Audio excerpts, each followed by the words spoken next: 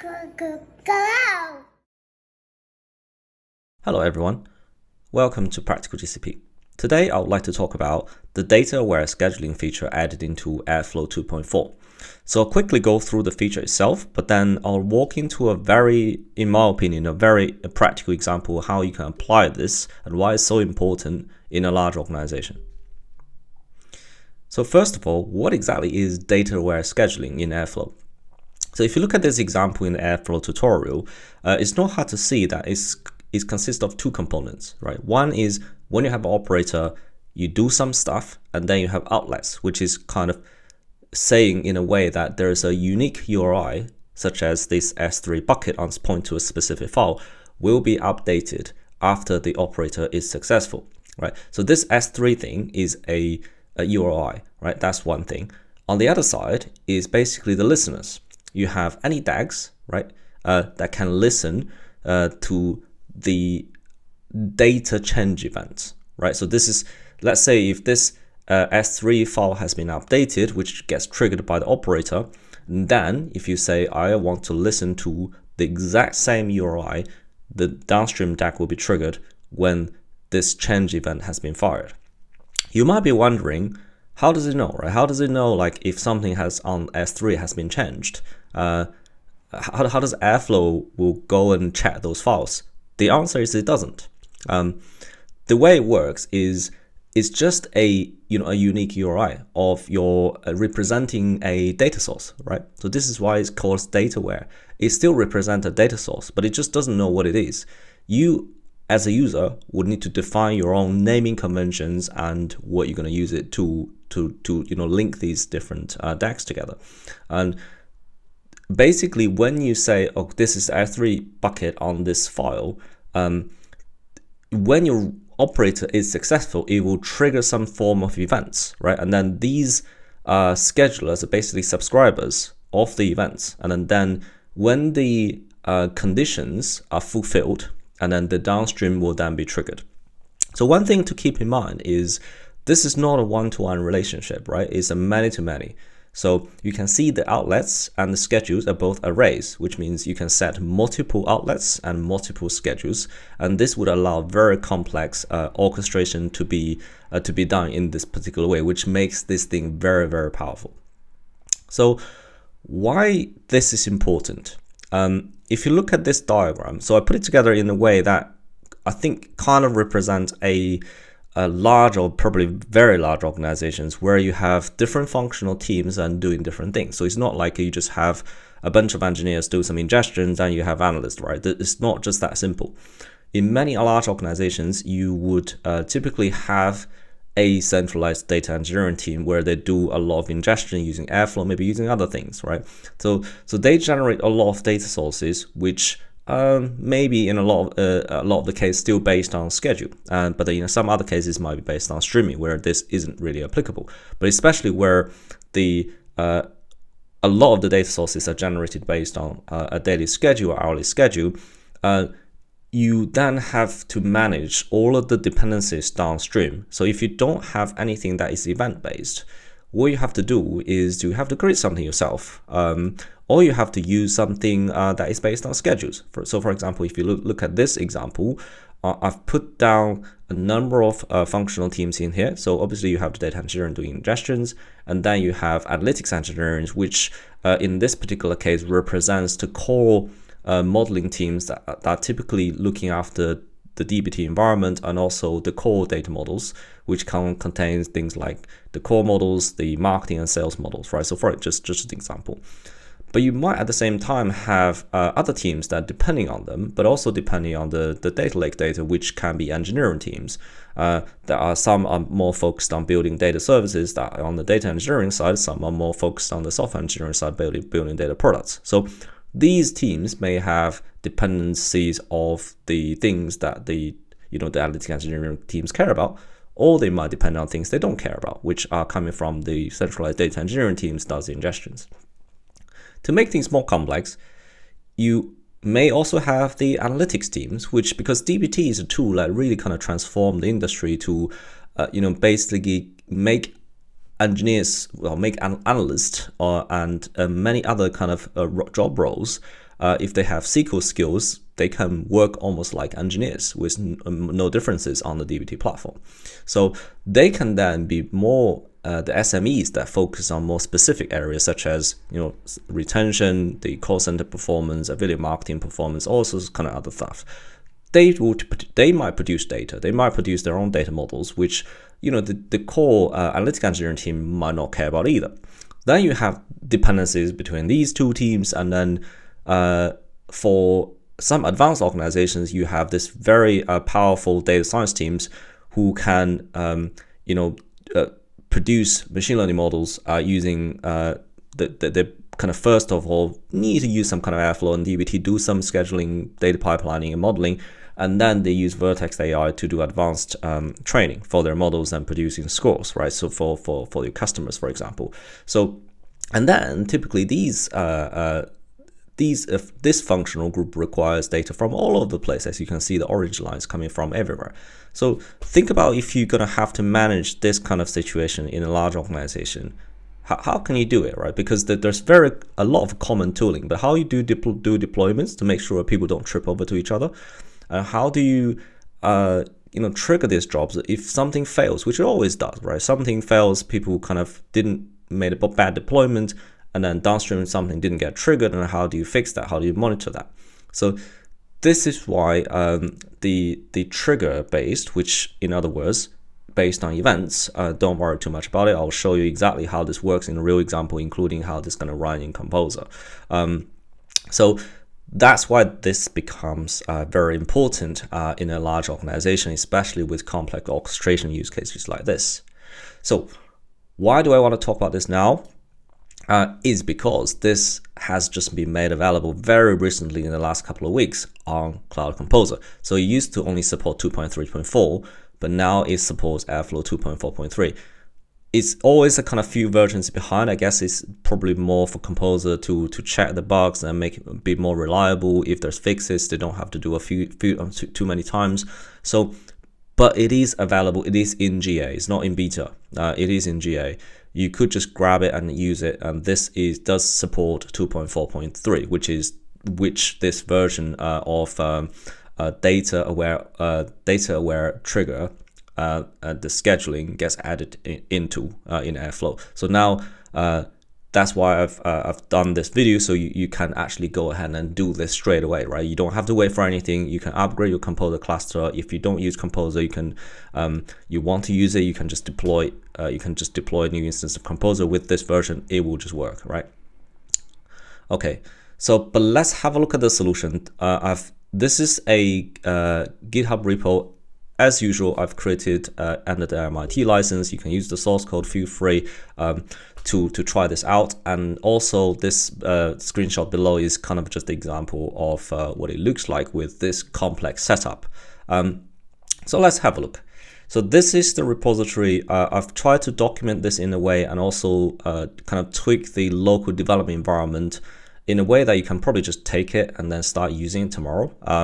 So the thing I've done here is I've explained the reason why this is important, attached the same diagram.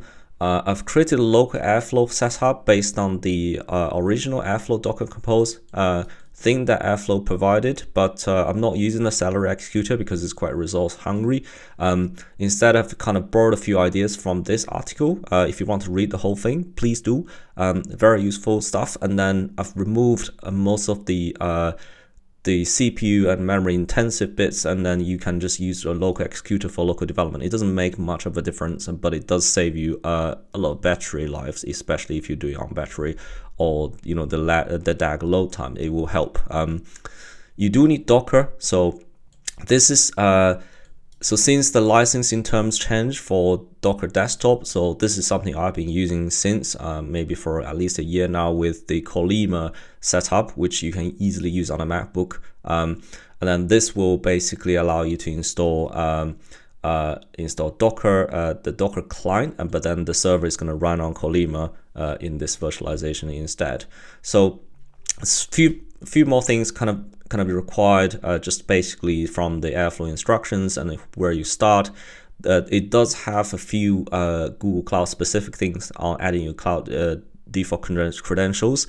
The update ADC is basically your default service account. So this gets basically mounted using the Docker Compose file into your Docker container where Airflow runs locally, right? So this all kind of set up in there. Obviously, you can also, if you want to do some debugging and running some Airflow commands yourself without using the UI, you can use this one instead to basically get into the container. So the last thing in the README, I put down a deployment proposal on how you could actually do this as a way to use the gsu2 command, which has always been the case for Airflow. I think there's a new way to use import, but I don't really like it because this one is you can just rsync the files from wherever your repository is to where the Airflow GCS bucket folders are. But it does split them because this is a setup for a large organization setup. So you kind of don't really want everyone to deploy at the same time in the same CI/CD pipeline. Instead, you kind of separate this out to different parts of the components. So let's have a look at the breakdown of the repos inside here. So again, the Docker Compose YAML file, it has a few tweaks in there. It has a few environment variable added, but if you just use this, it will just work, right? So it will give you a good starting point on the Google Cloud environment. You can see this is where it gets mounted with the default credentials, inside the DAGs folder. I've actually split it based on the diagram I showed you earlier, a very kind of similar setup. So you've got a few folders. I want to talk about the core and Airflow core design first. The core, I haven't put much in there, just like a configuration file where you can grab environment variables. The design concept behind core is that this folder would not depend on Airflow, right? So this is very important. Let me repeat that. This core folder does not have any dependencies of Airflow.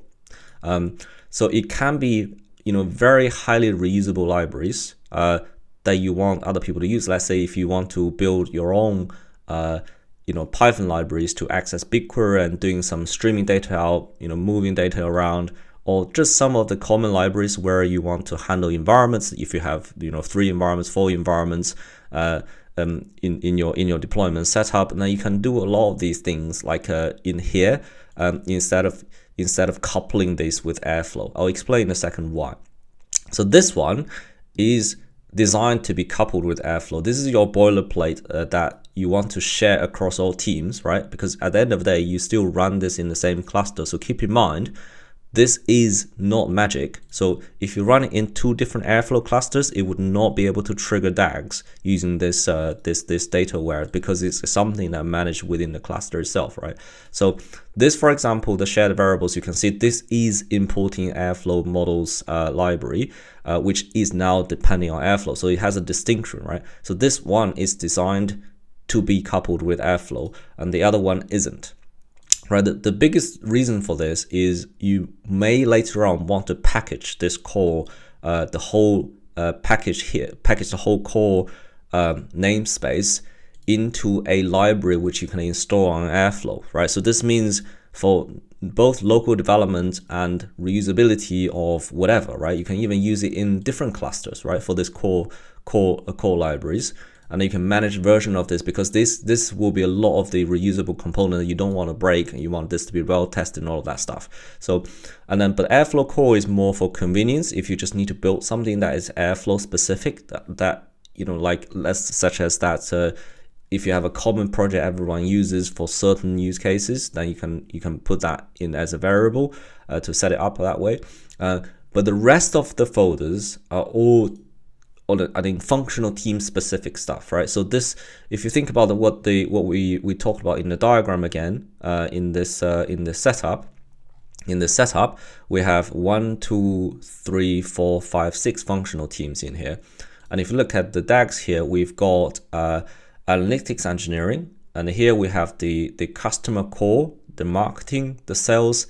So they all have their own kind of DAGs in there, right? So, and then the data engineering one, you've got the ingestion team, you've got the services teams, and you've got the software engineering where they've got the product DAGs, and then you finally got the data science team who have their own DAGs. So these DAGs, they're all kind of independent of each other. They don't actually have any, they don't actually try to do anything with each other. But what they do is, let's say this whole pipeline starts with the ingestion DAG, right? This is where it all starts.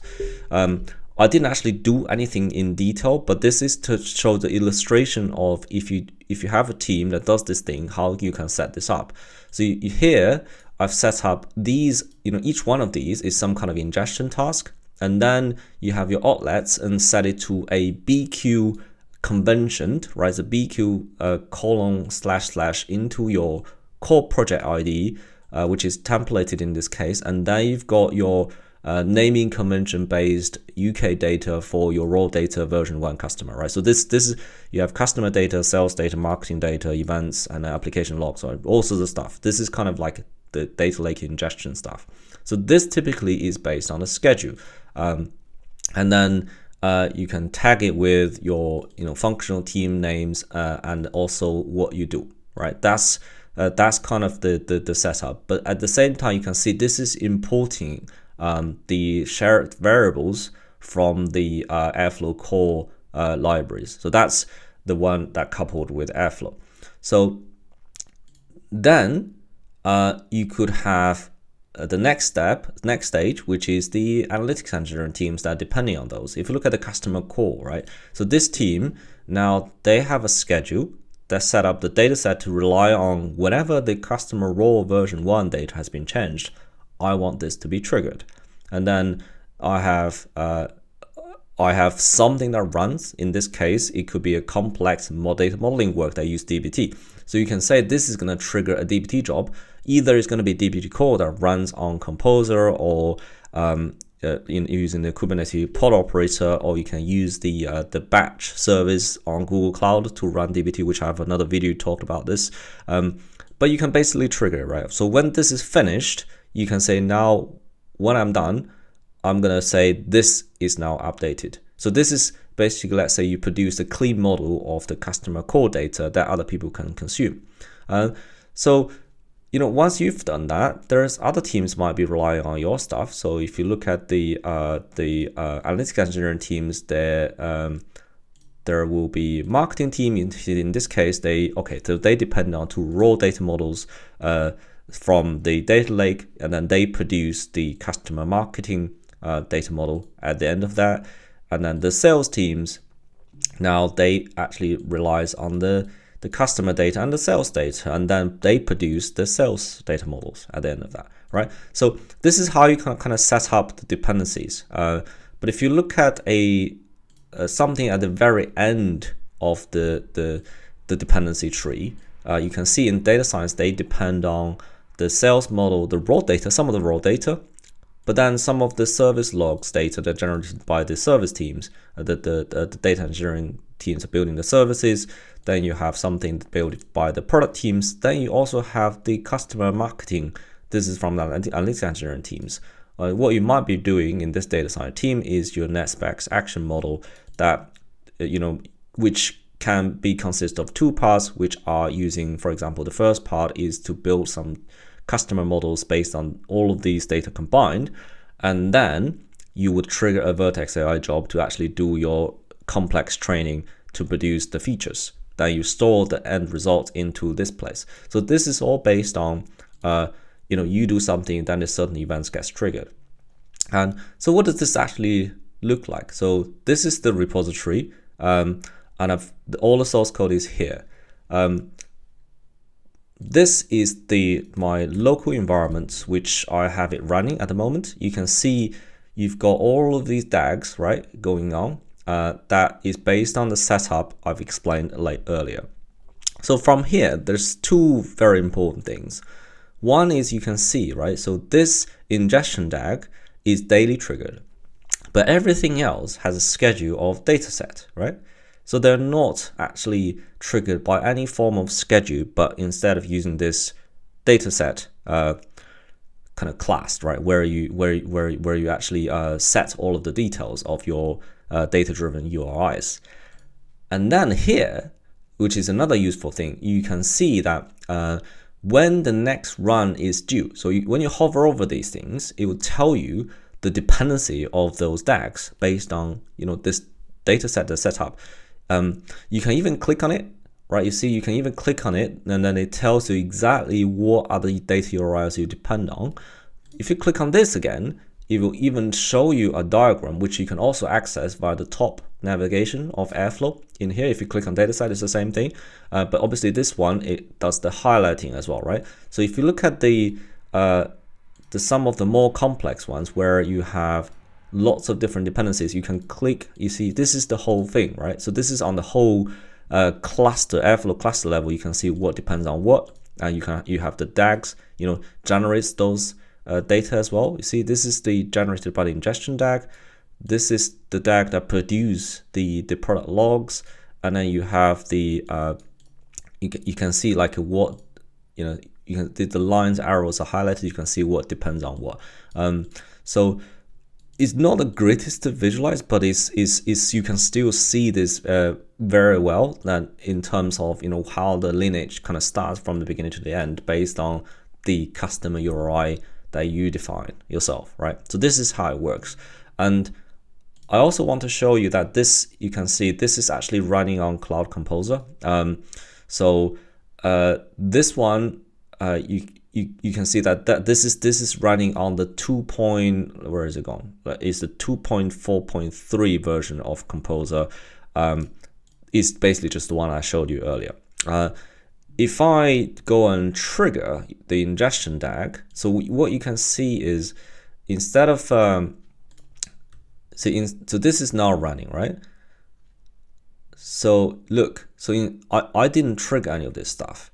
So these things started getting triggered, you see here, and when the conditions are fulfilled, you can start triggering more things, right? So you can see that when things are fulfilled, it basically starts triggering all things. So that's all done, right? That's all triggered everything. You can see the counter has increased into 4 here.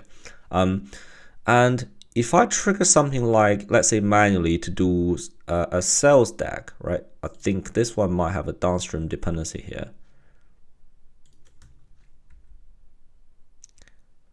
So you can see there is a data engineering service that depends on the sales DAG's outcome, the outputted data set. And you can see here is actually 1 out of 4 has been fulfilled. It says ready is 1, total is 4.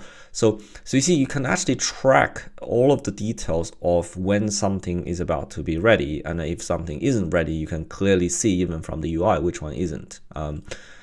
Okay, so that's kind of, I think, all I can show you. I think this is super useful if you think about in a large organization where you have all of these complex dependencies. You will need something like this. In the past, where I used to work in a place, we had to kind of build something like this from scratch, which was a huge amount of work. So this now has been given to you by free, with all the good effort from Airflow. And I think this is super useful for you to start thinking about, instead of using schedules, instead of trying to shoehorn everything into one DAG, and have different team with decentralized workload and focus on their own stuff. And this is why in here I've actually described a way on how you can do deployment separately as well, right? So I mentioned the core areas you might at some point want to package this as the Python library, and this you want to kind of do in the shared deployment, which you probably don't change very often.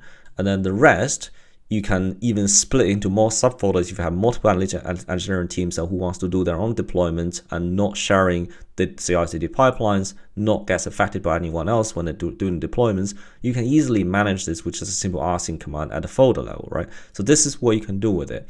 And then what you're going to end up with in here is, you can see this is the bucket that behind the Composer thing. And you can see that I've actually got the Airflow core, the analytics engineering, all of the other ones that are synced into this bucket. This is how you get things deployed into Airflow. Just make sure you don't touch the Airflow monitoring, right? This is something, if you actually read into the docs, this is very important. You just leave it alone, because what it does is it uses this to generate the monitoring activities for the actual Cloud Composer monitoring metrics. So if you get rid of it, your cluster health is gonna go bad, right? So don't touch this thing.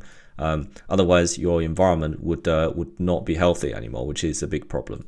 Right. So Okay, one more thing I want to mention is make sure I'll include a link at the end of this video. Is this is the video I watched before I did my own thing. This video from Mark that he talked about. Well, everyone knows Mark, right? So he talked about the scheduling DAGs using the data sets, and then it's actually very in-depth details. No point I do this whole thing again. Please do watch this video. And then he also kind of shares some best practice where you can keep some of the stuff centralized, some of the stuff decentralized, and then to kind of try to design your DAGs in the best ways when you have different teams and doing different things, and to have the dependencies that need to be managed. So yes, please look at this one. Is very good video. It has all of the details you need for this specific feature. Yes, and I think that's everything. Yeah, so check out this repository. It has all of the source code in here. You can just run it and then try to deploy yourself. Yeah, you should be able to just get on with it. And the composer thing is ready too. So yeah, hopefully that's all you need to get crack on with some of the event-driven dependencies and using this feature. So yeah, so let me know how you found about this video, whether it's useful, and then how you found about the feature. I think, in my opinion, this is a super useful feature that you can organize many different functional teams that working together without needing to think too much about when someone's data set is going to finish, when something's going to be rescheduled. This can solve a huge amount of problem for you. Okay, that's the end of the session today, and then thank you very much for watching. I'll see you next time. Go, go, go out!